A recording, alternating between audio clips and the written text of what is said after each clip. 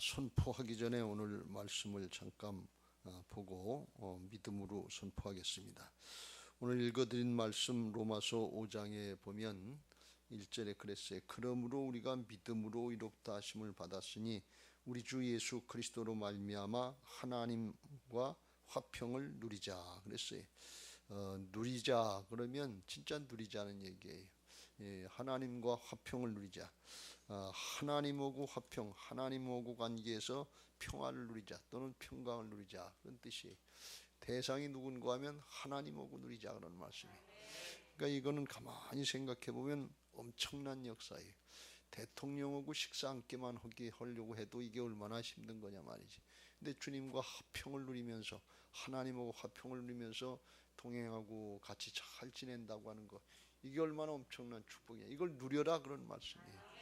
이걸 그렇게 되게 되려고 힘쓰고 애쓰라는 얘기가 아니고 다 준비해 놨으니까, 다 열어놨으니까 누려라 그런 말씀이에요. 여러분, 신앙은 누리는 것인 것을 믿으시기 바랍니다. 복음은 누리는 거예요. 구약의 율법적인 신앙은 내 노력 가지고 내가 힘써서 애써서 하려고 하는 그런 게 이제 자기의가 많이 들어가는 그런 게 이제 인간적인 요소가 많이 들어가는 게 율법이고, 신약의 복음은 주께서 다 이뤄놓으신 거예요. 그렇게 하려고 하다 죄 짓고 끝난 게 율법이거든요. 죄는 율법은 죄악을 드러내고 회개하고 주님 앞으로, 예수님 앞으로 나오게 하시는 모학 선생 통로인 것을 믿으시기 바랍니다. 그래서 주님을 통해서 죄악을 해결받고 거듭나서 새 사람이 됐으면 이젠 하나님의 자녀들이 됐단 말이지. 예수님과 같은 존재가 됐다는 거예요. 영적인 축복이에요. 그러니까 그 다음부터는 누려라 그런 말씀이에요. 그러니까 우리 신앙은 기뻐서 즐거워서 감사해서 누리는 거지, 뭘 우리가 열심히 해서 노력해서 이루는 게 아니다 그런 말씀이. 주께서 내가 다 이루었느니라 그랬어요. 이루어 주셨다 그런 말씀이. 구약의 표현을 하면 내가 내 땅, 네 발로 밟는 거 다 너한테 맡겨줬다 그러니, 넘겨줬다 그런 말, 붙여줬다 그런 말씀이 그런 뜻이에요. 그러니까 누리라는 뜻은 뭔가 하면 여기 1절에 나오는 것처럼 믿음으로 누리는데, 그 믿음은 뭔가 하면 우리 주 예수 그리스도로 말미암아, 예수님으로 말미암아서 누릴 수 있게 됐다 그런 말씀이에요. 이게 무슨 말씀인가 하면, 우리 인생들은 타고날 때부터 아담과 하와 이후로다가 죄성을 가지고 태어난 죄인들이기 때문에 하나님하고 화평을 누리고 좋은 관계를 흘려야 할 수 없는 존재들이에요. 왜 그런가 하면 하나님을 반역한 반역죄인이에요.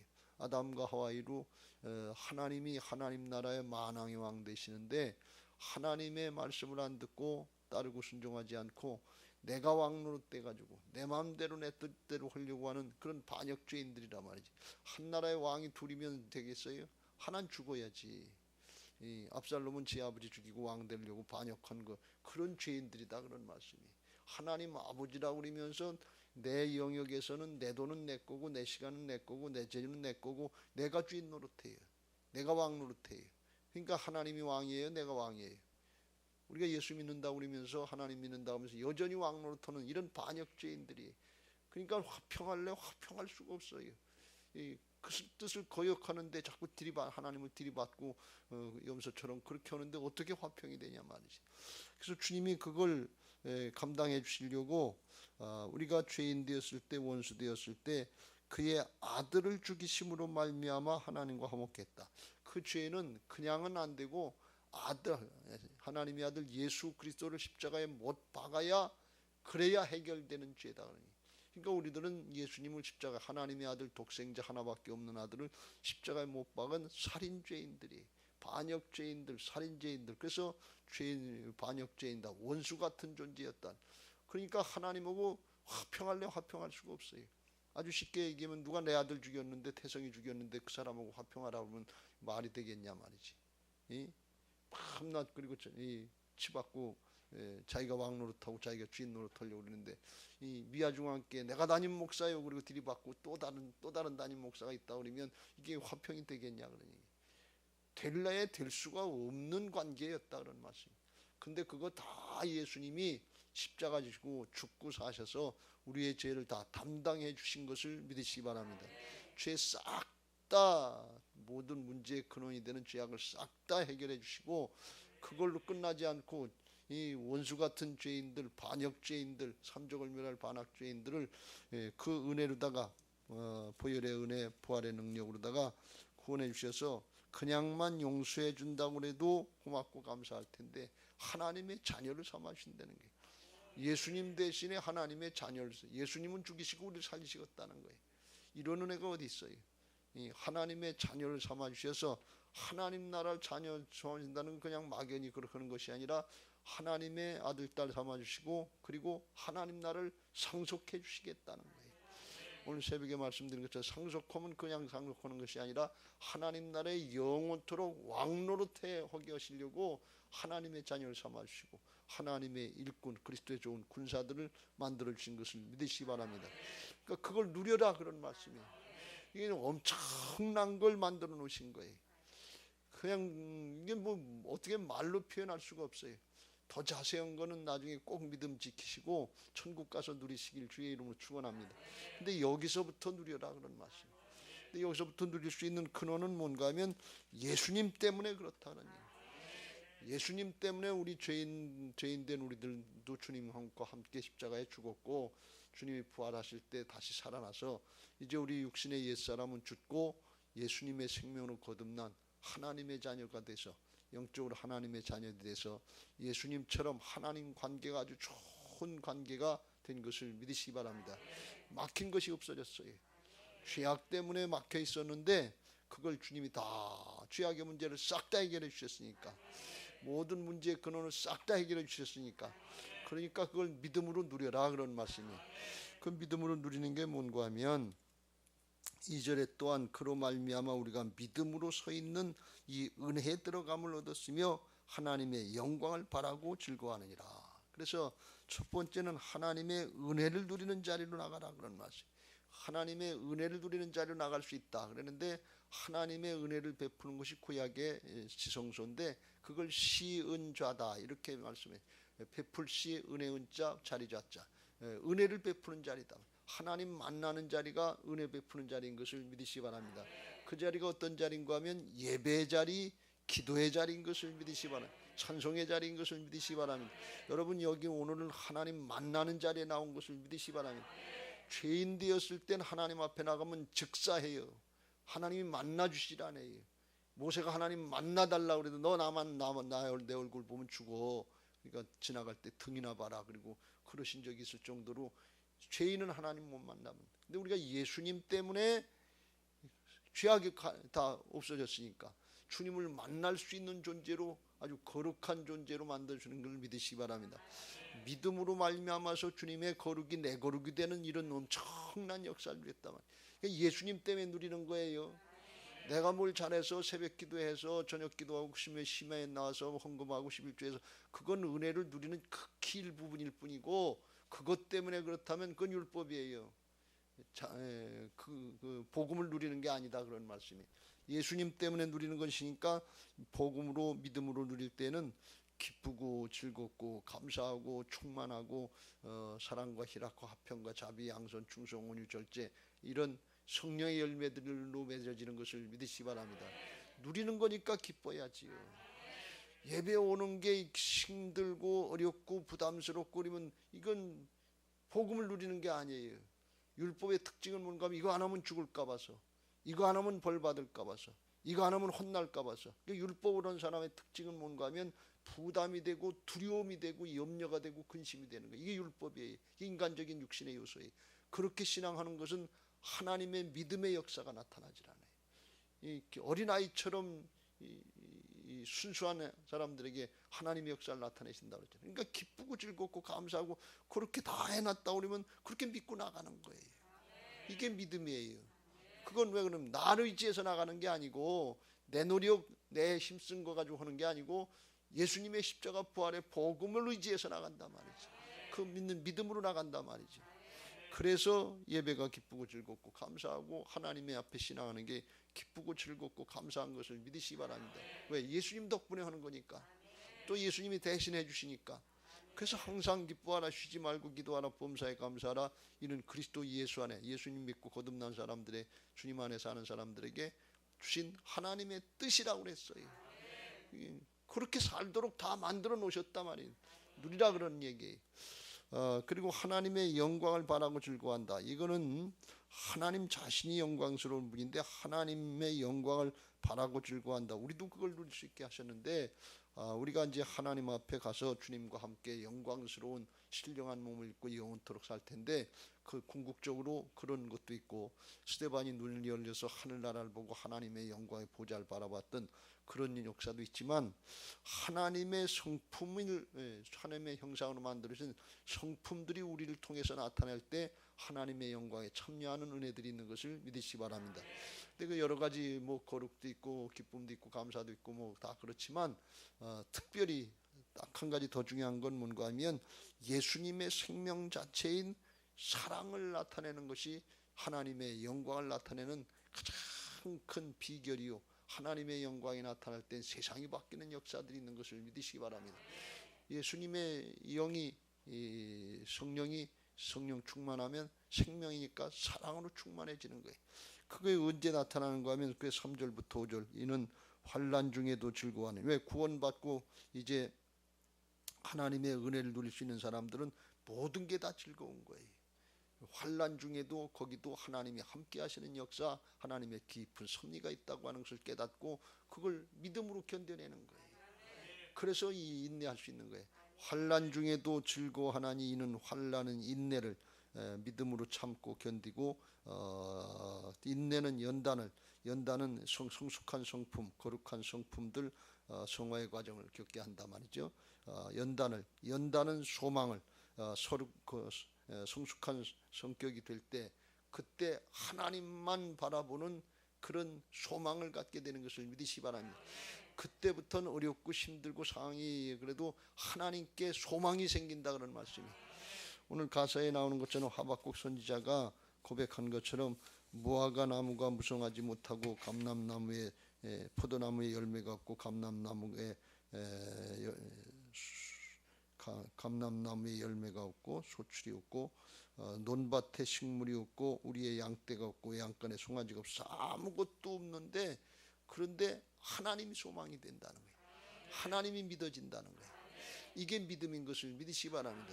우리가 입으로는, 마음으로는 전지전능하신 하나님, 창조주 하나님 얘기하는데, 근데 실제로 문제가 닥치면 하나님이 소망이 안 되는 거예요. 소망이 안 돼. 눈에 보이는 현실만 어렵고 힘들지 믿음이 안 간다 그런 말씀이에요. 그러니까 이 소망이라는 건 하나님께 대한 믿음으로 기대가 되는 거예요.